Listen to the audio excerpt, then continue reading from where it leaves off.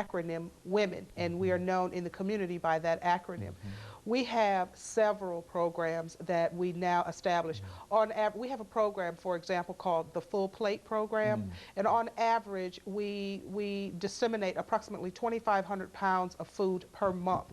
Goes out our doors to infected individuals in the Metro Davidson County area that are in great need. There is a tremendous need in the Nashville area for programs, for support, for services. We also have a housing program where we call Circle of Life, where we help people with the disease who have limited resources. As you know, the majority have so many limited resources. We help them with housing, we help them with electricity and utility bills, we help them with transportation, those types of things. We find nutrition to be an extremely important component for people living with the disease, trying to get them the proper nutrition and those things.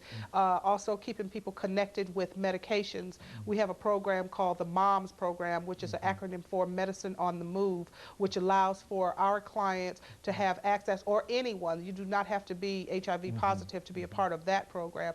Anyone that is on any forms of medication, we link them with a direct pharmacy, and that pharmacy helps them to maneuver through medications, getting them to have them delivered right to their homes. So we have a lot of outstanding programs, but it was very difficult getting to where we are today. But I am very, very happy to report that we're growing. Our support is tremendous. We're very, very pleased with the support from the community, but we also need much, much help because our clientele also is growing and getting larger and larger. Rates of infection within women in the state of Tennessee have disproportionately impacted our economy in the state of Tennessee. African American women have the highest rates of infection in the state of Tennessee. I just came from a retreat with the state and along with myself and some other community-based organizations, put together the plan for the state of Tennessee for the next years to come, HIV prevention plan. And the epidemiology clearly stated that African American women hold the highest rates of infection.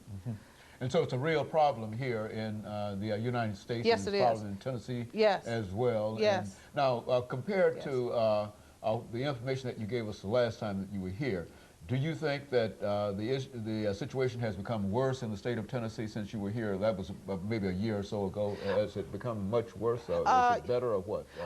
I believe it is progressively getting worse.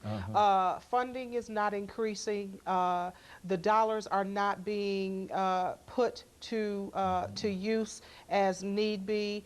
There are so many things, and the education is not made readily available. So oftentimes we believe that we take for granted that everyone knows about HIV, but everyone doesn't know. Our high school students are still being highly impacted, and rates of infection are extremely high in the age groups between 20 and 30. Well, when AIDS is that high for those rates, you have to think, when did they become HIV positive? And that is happening in the high school and first years of freshman university and college. Those kids are not being impacted like they should. So in my opinion, rates of infection continue to rise, not only in HIV, but also with sexually transmitted diseases.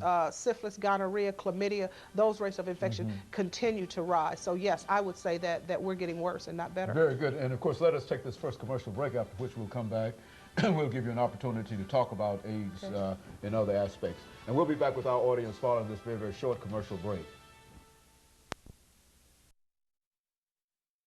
CWyatt-Morley and the issue